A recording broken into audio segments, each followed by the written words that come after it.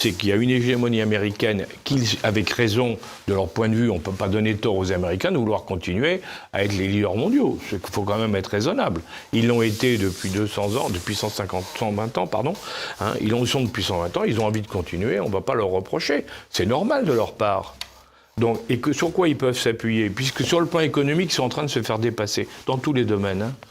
Dans la recherche, actuellement, dans les dépôts de brevets dans le monde, l'année dernière, hein, il n'y a eu que 4 domaines de recherche dans lesquels les brevets américains étaient plus nombreux que les brevets chinois. Dans tous les autres, 24 autres, il y avait, d'après les statistiques publiées, dans 24 autres, c'est les Chinois qui déposent le plus de brevets. Donc ça veut dire que sur le plan de la recherche, de l'innovation et de l'économie, les Chinois sont en train de prendre le leadership. Donc comment font les Américains? La puissance militaire, avec tous les risques que ça représente d'ailleurs, hein, la puissance militaire, et d'un autre côté aussi, certains domaines qu'ils veulent garder sous contrôle, comme par exemple le numérique, c'est clair. Donc ils pensent pouvoir s'en sortir avec ça. Et c'est tout ce qui va, dans le futur, c'est sur ces points-là que les conflits vont se faire, si vous voulez. Mais c'est très intéressant. Je fais une parenthèse, on a parlé tout à l'heure de démocratie occidentale. Aujourd'hui, je vais avoir une question provocatrice volontairement. Qui dirige les États-Unis aujourd'hui, Alain Juillet? Ah, ça c'est une bonne question. Une bonne question. C'est indiscutablement... Le problème des Américains, si vous voulez, c'est qu'on ne parle pas suffisamment d'ailleurs, ou on ne regarde pas nous, c'est que les élections américaines sont devenues excessivement coûteuses. Et que pour pouvoir réussir aux États-Unis, il faut être milliardaire, mais multimilliardaire. Et là, on met son argent, on risque son argent. Hein, ou alors, on va demander à des gens de vous aider. Mais c'est pas comme en France où c'est limité à des petites sommes, hein, c'est des sommes considérables, avec en contrepartie évidemment que celui qui paye beaucoup, ben, il a un moyen de pression sur vous. Parce qu'il vous dit, dites, moi je t'ai payé à ta campagne, mais en contrepartie, tu vas me faire ce que je te demande. Sûr. Donc, en définitive, les présidents américains sont l'otage, à part si... ils se mettent dans les mains. Oui, ils n'ont pas le choix. Ils sont dans les mains de gens. Alors c'est intéressant, c'est de voir à ce moment-là qui sont ces gens-là. Hein, et on voit que c'est... Alors il y a des lobbies, il y a des groupes de pression multiples et variés, et que selon les cas, on voit bien que c'est eux qui influencent ou qui décident. Des fonds de pension? Les fonds de pension, oui, bien sûr, mais aussi les grandes sociétés américaines. Comment vous voyez... Regardez en Ukraine, par exemple. Je prends l'Ukraine parce que, mais pour sortir du monde des problèmes militaires et autres, mais en Ukraine, on ne le dit pas assez, mais hein, une bonne partie des terres agricoles productrices de blé en Ukraine ont été achetées par 3 compagnies américaines, hein. Cargill, Dupont de Nemours et une troisième qui va me revenir. Monsanto. Voilà. Et Monsanto, au hasard. Monsanto. Bon, ils ont pu acheter ça. Ça veut dire que dans l'affaire de l'Ukraine, la partie blé, production de blé, les Américains sont directement concernés puisque 3 de leurs grands groupes produisent du blé en Ukraine.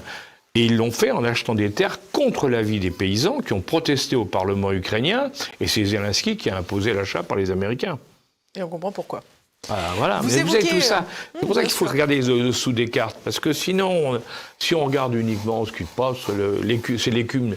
L'écume de la mer, c'est ni les vagues, ni la mer elle-même. Vous évoquiez il y a quelques instants, Alain Juillet, cette volonté pour les États-Unis de conserver la mainmise sur la question du numérique. Oui. On avait évoqué cette question de l'extraterritorialité du droit américain, qui est presque consubstantielle d'ailleurs à la dédollarisation, puisque à force de toujours prendre plus de pouvoir et de laisser planer un danger pour tous les interlocuteurs qui échangeaient en dollars, fatalement ça crée des réticences. Je vous propose d'écouter Alain Juillet, quelqu'un que vous connaissez bien de fait, puisque vous avez travaillé à ses côtés, François Fillon. Il était auditionné à la commission d'enquête parlementaire sur les ingérences étrangères. Tout le monde l'attendait évidemment sur la Russie. On a évoqué son point sur la question des écoutes de la NSA, qui écoutait tout particulièrement la France et l'Allemagne. Mais j'aimerais qu'on écoute un autre extrait qui a été peu évoqué et qui pourtant, me semble-t-il, est très intéressant. C'est tout à fait inacceptable qu'un pays, fût-il notre meilleur allié, se permette de sanctionner, de mettre sous contrôle, de mettre sous monitoring des entreprises qui ne sont pas des entreprises qui dépendent de sa souveraineté. Et j'ai cherché tous les moyens de lutter contre cette affaire. Alors il y a un premier qui consisterait à ce que les Européens se fâchent et fasse un bras de fer avec les États-Unis sur ce sujet, sauf que c'est pas possible, puisque une grande partie des Européens ne feront jamais de bras de fer avec les Américains. Ensuite, il y avait une deuxième formule qui est celle que j'avais retenue, mais qui je reconnais un peu ambitieuse, voire utopique, qui était de faire de l'euro une monnaie internationale. Quand j'ai été présenté à M. Schauble mon projet de faire de l'euro une monnaie internationale, il m'a dit « T'as parfaitement raison, mais on le fera jamais ».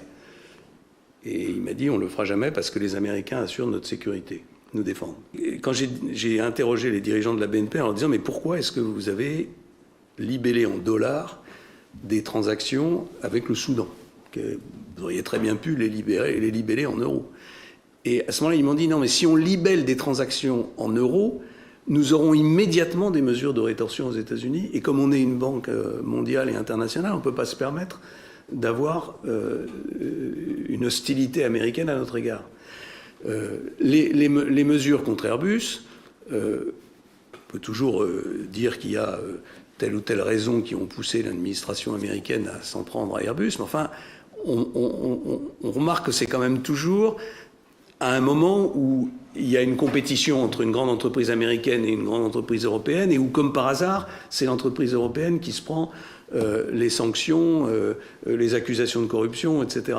On ne peut pas ne pas penser qu'il y a dans la démarche américaine pas seulement une volonté de rigueur et